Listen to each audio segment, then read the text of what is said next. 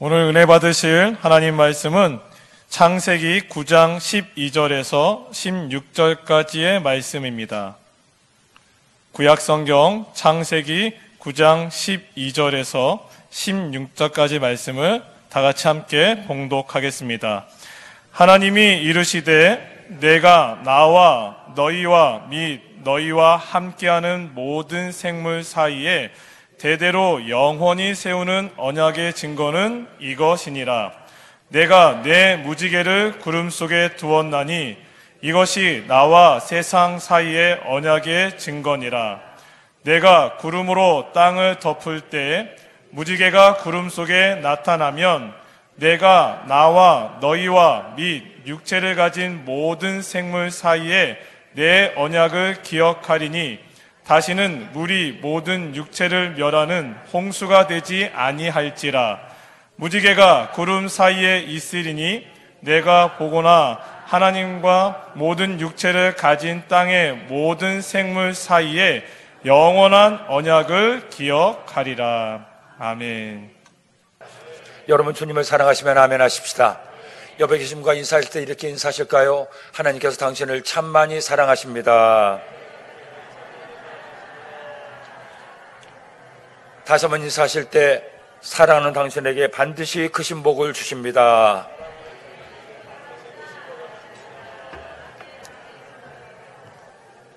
한 해가 이렇게 저물어 가고 있습니다. 이제 한 열흘 쯤이면 새 2020년 새해가 밝아오는데 여러분 한 해를 잘 마무리하고 새해를 준비하는 우리 모두가 되기를 간절히 소원합니다.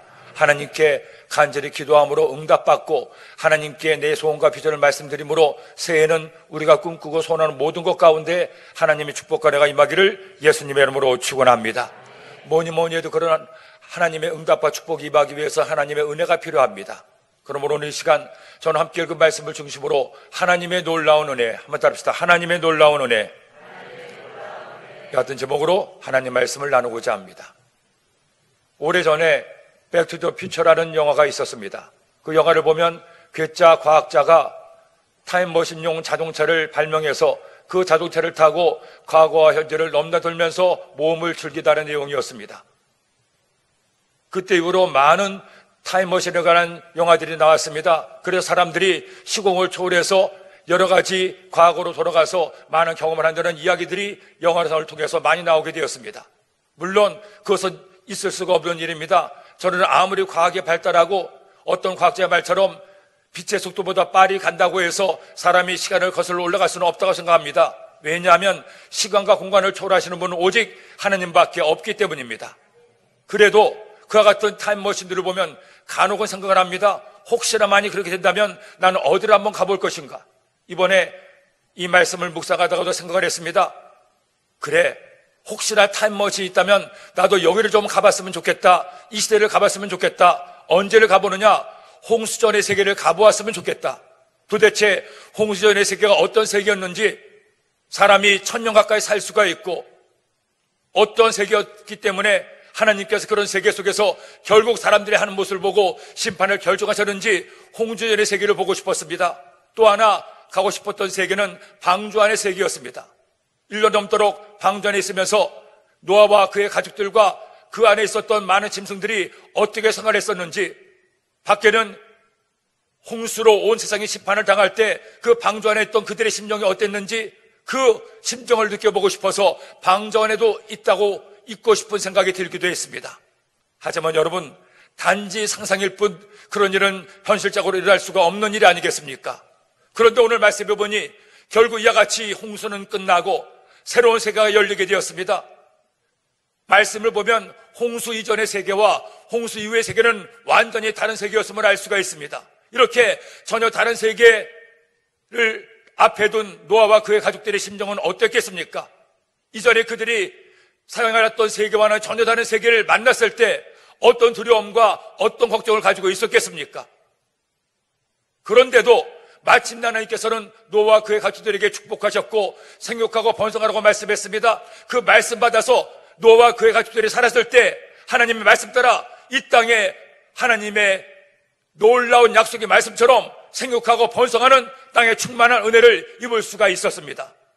어떻게 홍수 심판이 끝나고 그 낯선 세계 속에서 두려움과 염려 속에서 이런 놀라운 은혜를 체험할 수가 있었습니까?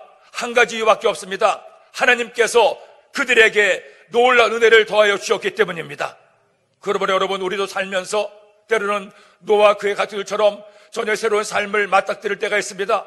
과연 내가 어떻게 살아야 될지 모른다고 막막할 때가 있습니다. 내 앞길이 잘 될지 안 될지, 행동할지 공부할지 모를 때가 있습니다. 하지만 바로 그때 우리에게 무엇이 필요합니까? 우리에게도 하나님의 놀라운 은혜가 필요합니다. 그러므로 오늘 이 시간 이 말씀을 통해 노아와 그의 가족들이 주었던 하나님의 은혜를 우리도 체험하기를 소원합니다. 우리가 주님께 나와 주님을 믿으며 살면서 기도할 때마다 이 기도를 꼭 해야 됩니다. 하나님, 저의 삶에 하나님의 은혜를 더하여 주옵소서. 나의 힘으로도 능으로도 내 능력으로도 살 수 없는 이 세상, 주님 믿고 주님 의지하오니 하나님 날마다 순간마다 하나님의 은혜를 더하사 은혜로 살게 하여 주옵소서. 기도하고 살아가는 우리 모두가 되기를 예수님의 이름으로 축원합니다. 그렇다면 하나님께서는 노아와 그의 가족들에게 어떤 은혜를 베풀어 주셨습니까? 오늘도 우리가 주님 믿으며 살아갈 때 하나님 우리의 삶에 어떤 은혜를 주시기를 원하고 있습니까?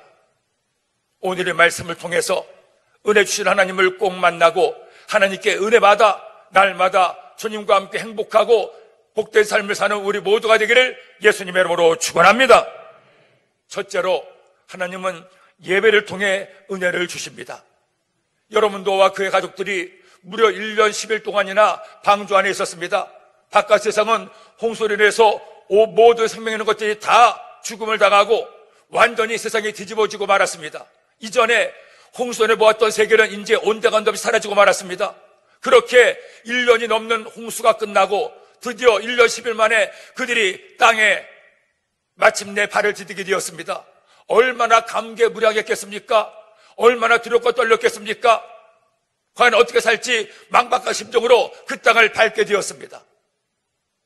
그때 노아와 그의 가족들이 가장 먼저 한 일이 무엇입니까?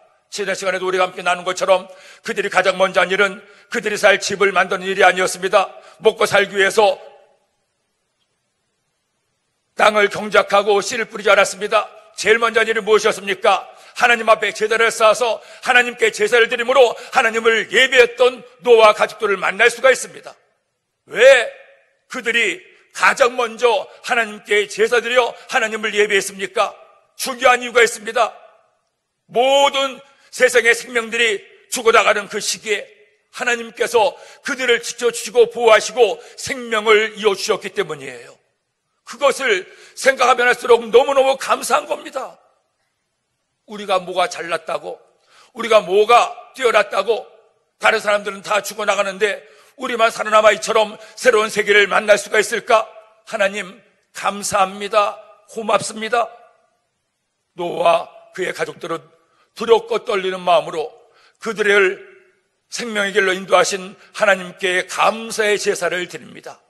그 감사의 제사를 하나님께서 받으시고 하나님 은혜를 더하여 주시는 것이죠. 오늘 말씀 20절에 이처럼 말씀합니다.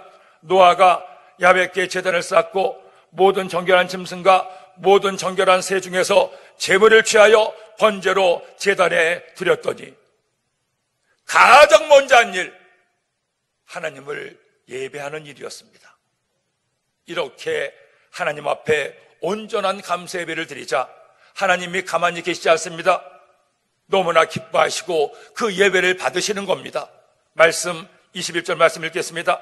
야훼께서 그 향기를 받으시고 그 중심에 이르시되 내가 다시는 사람으로 말미암아 땅을 저주하지 아니하리니 이는 사람의 마음이 계획하는 바가 어려서부터 악함이라. 내가 전에 행하던 같이 모든 생물을 다시 멸하지 아니하리니. 하나님께서 그들의 향기를 받으시고 말씀하십니다. 다시는 내가 땅을 심판하지 아니하리니. 사랑하는 여러분, 우리가 언제 하나님의 은혜를 얻습니까?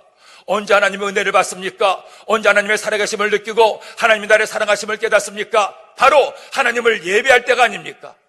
지난 세월 동안에 주님 믿으며 살면서 최종으로 성도님들을 섬기며 살면서 많은 성도님들께서 은혜 받은 것을 듣고 저도 함께 감동받고 은혜를 받았습니다. 한결같이 하시는 말씀이 있습니다. 노인이든 아이든 재직이든 일반 성도님이시든 주의 종이든 어떤 분이든 제게 하시는 말씀이, 목사님, 제가 이런 은혜를 입었습니다. 하나님을 예배하다가 이런 응답을 받았습니다. 하나님을 예배하다가 성령의 충만한 은혜를 받았습니다. 한결같이 그들이 은혜를 받았을 때는 어떤 때였습니까? 하나님을 예배하다가, 예배 중에 기도하다가, 예배 중에 찬양하다가, 예배 중에 말씀 듣다가 하나님 은혜를 체험하고 하나님의 놀라운 사랑을 깨달을 수가 있었던 겁니다. 언제 은혜를 받습니까? 집에서 텔레비 보다가, 직장에서 일하다가, 길거리 걷다가? 아닙니다. 이처럼 주님께 나와 하나님을 예배하다가, 예배 중에 주님의 음성을 듣고, 예배 중에 주님의 사랑을 깨닫고, 예배 중에 주님의 응답을 경험하고, 예배 중에 성령의 충만함을 받아 다시금 힘과 용기를 얻는 것이 아니겠습니까? 그러므로 우리의 믿음 생활 가운데 예배는 아무리 강조도 지나치지 않습니다. 하나님 은혜를 얻기 위해서는 뭘 해야 됩니까? 첫째도 예배, 둘째도 예배, 예배 자리에 나와 하나님을 예배하는 우리 모두가 되기를 예수님의 이름으로 축원합니다.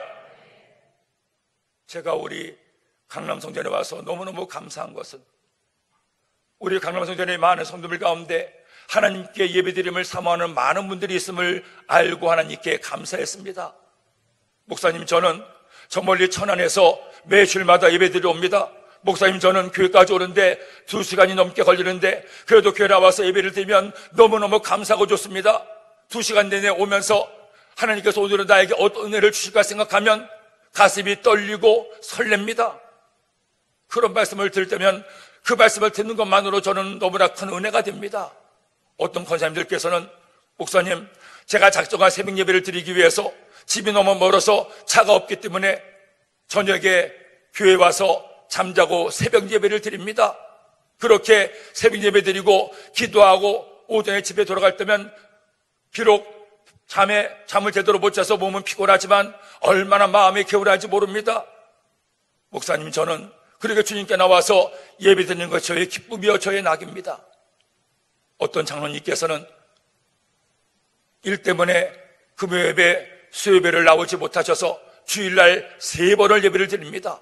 3번을 예배를 드는데도 예배를 드릴 때마다 얼마나 얼굴이 밝고 환하신지, 야, 저분이 은혜를 받고 있구나.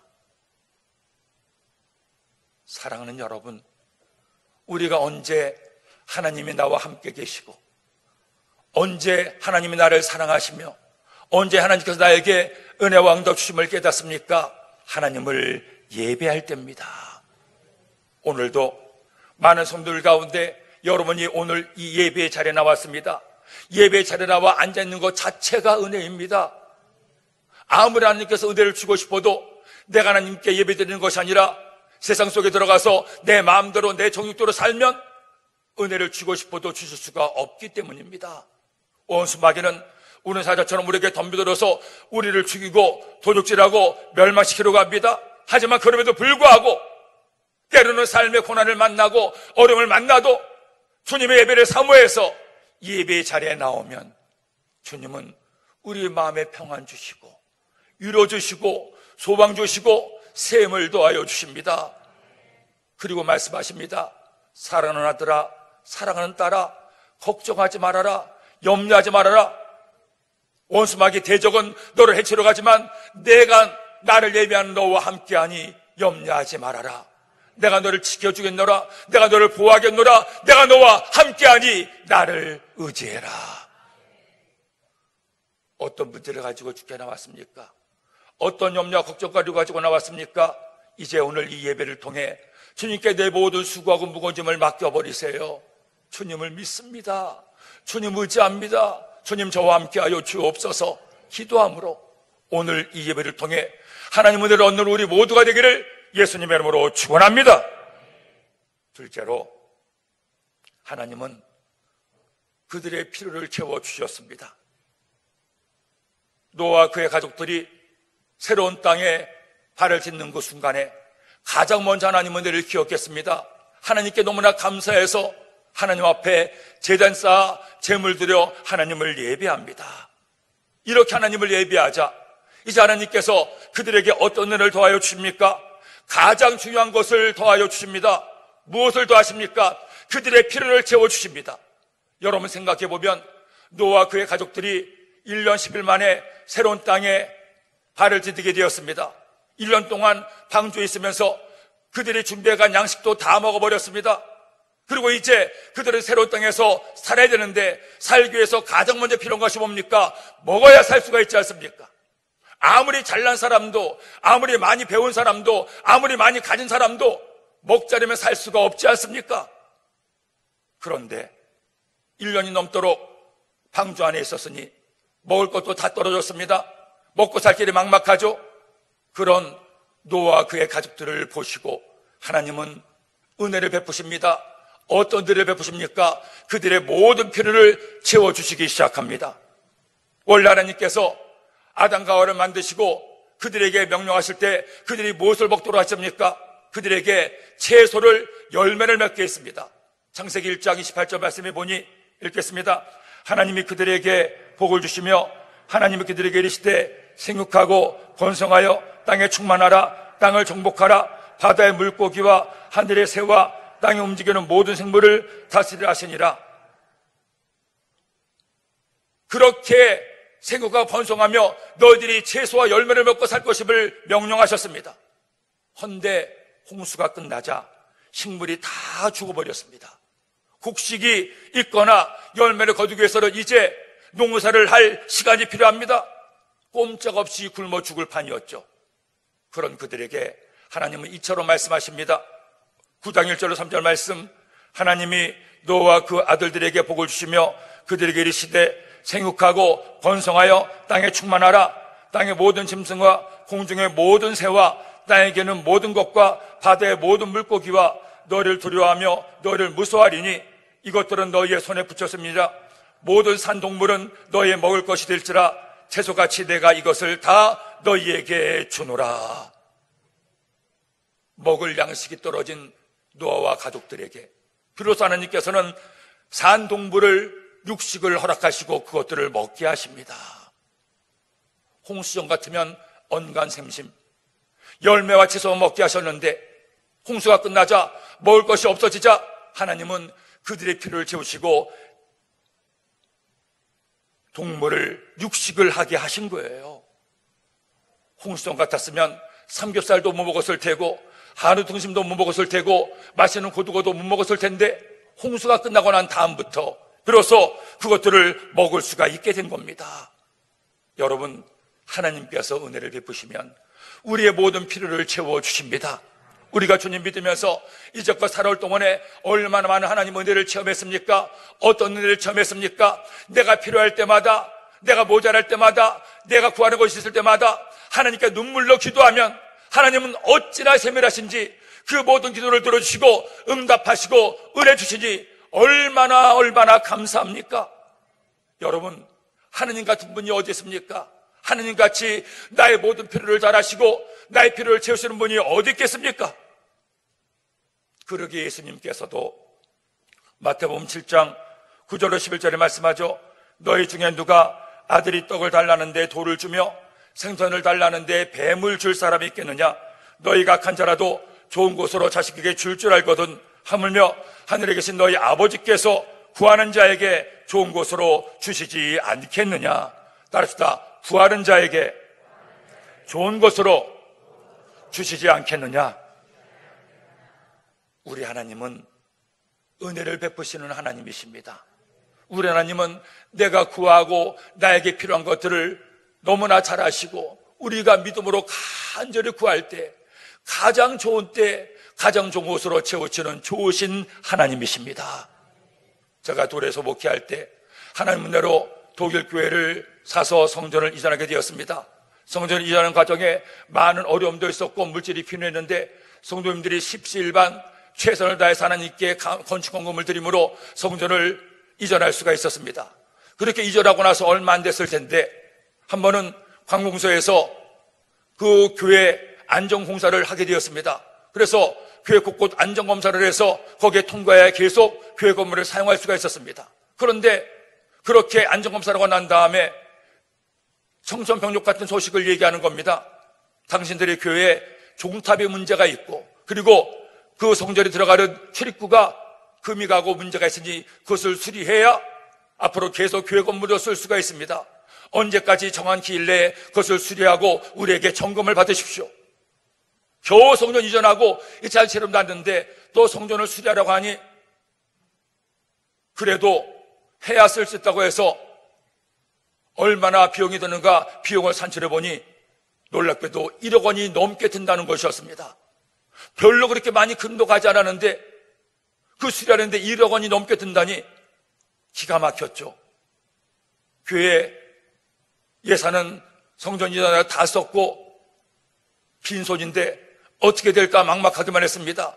겨우 성전 이전했는데 어떻게 수리를 할지 방법이 없었죠. 그때 하나님께 기도했습니다. 하나님, 종탑 수리도 해야 되고, 그리고 성전 출입구도 수리를 해야 되는데 1억 원이 넘는 돈이 필요하다고 합니다. 아시죠? 보시죠? 저들 지금 수중에 한 푼도 없습니다.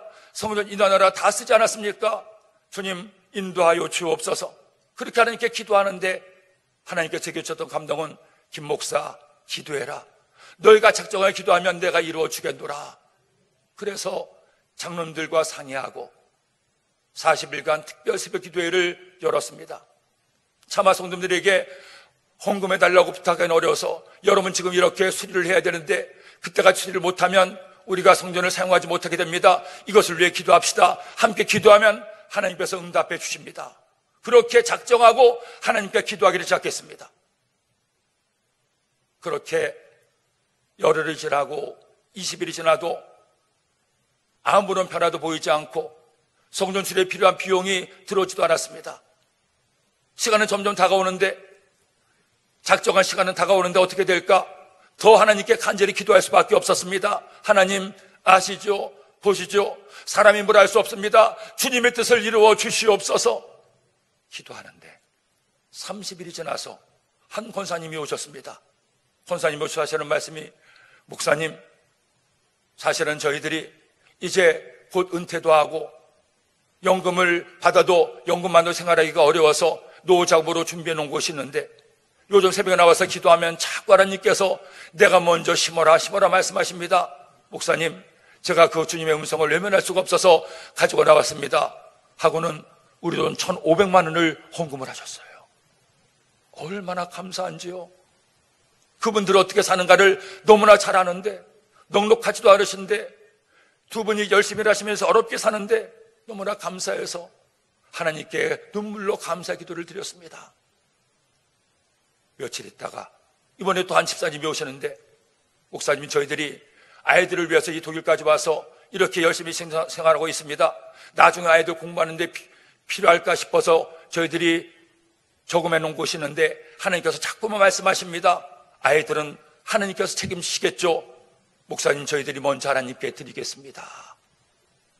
한 분, 두 분 따로 헌금 시간을 갖지도 않았는데 기도하자 하나님께서 여러분들의 마음을 인도하시고 하나하나 채워주기 시작하는데, 40일 새벽 기도가 끝나던 날 저희들이 기도했던 1억 원 이상 더 많은 예물이 들어서 차고 넘치는 은혜가 임하게 됐습니다.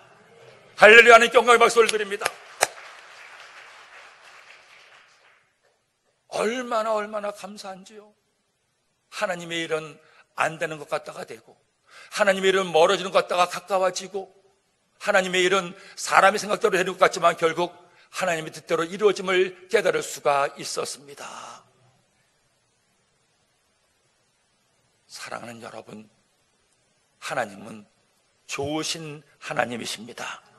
하나님은 지금도 우리의 모든 필요를 아시고 우리에게 좋은 것 채워주기를 원하시고 있습니다. 염려하지 마십시오. 걱정하지 마십시오. 하나님 모든 것을 다 아십니다. 사람이 하는 것 같지만 사람이 하는 것이 아니라 하나님이 하시는 것이니 하나님 믿고 의지하고 기도함으로 나의 필요를 채우시는 하나님의 은혜를 날마다 경험하고 감사하는 우리 모두가 되기를 예수님 이름으로 축원합니다. 셋째로, 하나님은 평안의 은혜를 주십니다. 여러분, 성경을 보면 볼수록 깨닫게 되는 한 가지 사실이 있습니다. 하나님 은혜가 너무나도 놀랍다는 겁니다. 살면 살수록 알게 된 진리도 마찬가지입니다. 내 삶에 하나님 은혜가 언제나 넘쳐나게 된다는 겁니다. 내 모든 필요를 채우시고 내가 눈물로 기도하면 다시금 내 손 붙들어 주시고 이끌어 주시고 인도하시는 하나님, 내가 지쳐 낙심할 때 주님께 힘들다고 어렵다고 기도하면 눈물 닦아주시고 품에 안아주시는 좋으신 주님. 그런데 우리가 주님 믿고 살 때 주시는 가장 큰 은혜는 다른 은혜가 아니었습니다. 평안의 은혜입니다. 노아와 그의 가족들을 보십시오. 이제 낯선 세상에 발을 디디게 되었습니다. 그럼에도 하나님께 감사해서 감사 예배를 드립니다. 하나님은 그들의 모든 필요를 아시고 당장 먹고 살 것을 예비하시죠.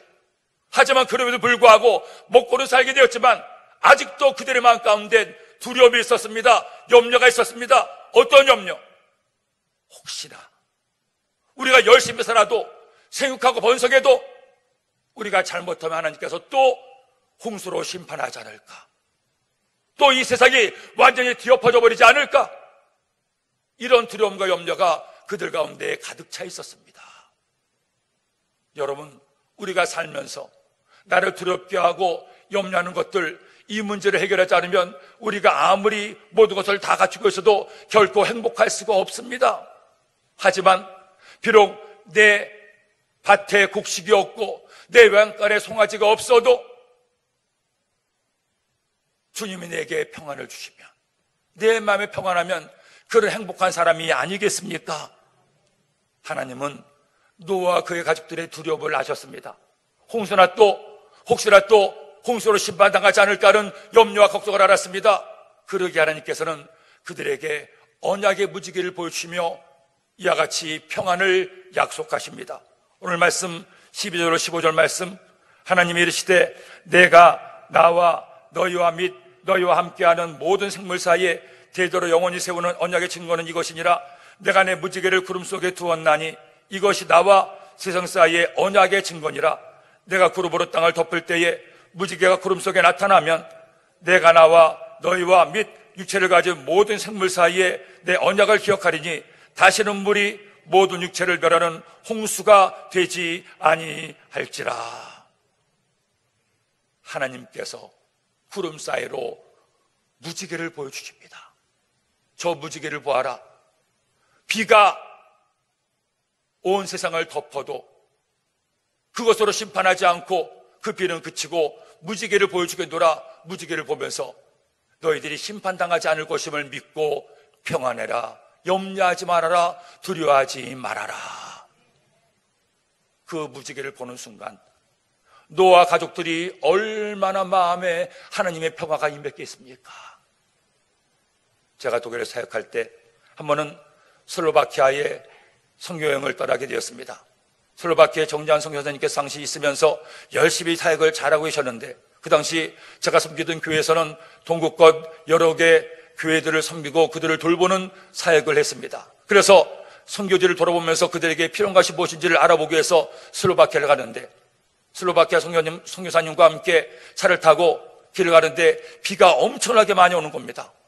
웬 비가 이렇게 많이 오는지 몇 시간을 내내 비가 와서 이러다가는 물로 다 잠기지 않을까 하는데, 저희들이 도착점에 했을 때 비가 그쳤습니다. 그리고 간간히 구름 사이로 해가 비치기 시작하더니 어느 순간에 무지개가 쫙 뜨는 거예요. 제 평생에 그때 그 무지개처럼 선명하고도 찬란하고 완전한 무지개를 본 적이 없습니다. 지평선에서 지평선까지 무지개로 가득한데, 야, 노아와 그의 가족들이 보았던 무지개가 저런 무지개가 아닐까? 거센 비가 내린 다음에 저렇게 밝은 무지개를 보면서 그들도 하나님의 약속의 말씀을 떠올렸겠다. 그 후로도 비가 올 때면 홍수의 심판의 두려움을 생각하다가 비가 그치고 무지개를 볼 때마다 아니지, 하나님께서 우리에게 약속하셨지, 다시는 물로 심판하지 않을 것을 약속하셨지, 하나님 우리를 지켜주시고 돌보아 주시지. 하나님은 좋으신 하나님이시고, 하나님은 우리를 심판하신 하나님이 아니라 우리를 구원하신 하나님이십니다. 더구나 우리에게는 예수 그리스도의 십자가 보혈의 은혜가 있어요. 그 보혈의 은혜로 내 죄를 다 사하여 주시고 내 모든 허물을 덮어주셨기 때문에 우리에게는 오직 주님의 은혜와 사랑만이 남아있는 줄로 믿습니다. 그러므로 여러분, 살면서 때로는 고난도 만나고 때로는 문제도 만나고 때로는 삶이 나를 두렵게 하고 염려할 때가 있습니다. 그때 약속의 무지개를 기억하십시오. 무지개를 보여주시며 우리에게 평안을 약속하신 하나님께서 여러분에게도 평안을 주기를 원하십니다. 어떤 사람에게? 하나님께 내 모든 것을 다 맡기는 사람에게. 어떤 사람에게 문제 있다고, 어려움이 있다고, 내 원하는 대로 되지 않았다고, 실패했다고 낙심하고 두려워하는 것이 아니라, 실패했음에도, 문제했음에도, 염려와 걱정거리 있음에도 주님 아시죠? 보시죠? 주님께 맡깁니다. 맡기는 사람에게. 오늘 이 시간 이제 하나님께 기도할 때 우리 주님께 내 모든 것을 맡깁시다. 염려도 걱정도 눈물도 피로도 주님께 다 맡기시고 기도하세요. 주님, 주님의 놀라운 은혜를 나의 삶에 더하여 주옵소서. 그 은혜를 받아 승리하고 그 은혜로 주님과 함께 기뻐하는 우리 모두가 되기를 예수님의 이름으로 축원합니다. 기도드립니다. 하나님 아버지, 감사합니다. 오늘 저희가 하나님 앞에 나와 주님을 예배하고 말씀 받게 하시니 감사합니다. 이 말씀 붙들고 이제 기도할 터인데 저희들의 기도에 응답하여 주시고 하나님 은혜가 저희들의 삶 가운데 넘치게 하여 주옵소서. 예수님의 이름으로 기도드립니다. 아멘.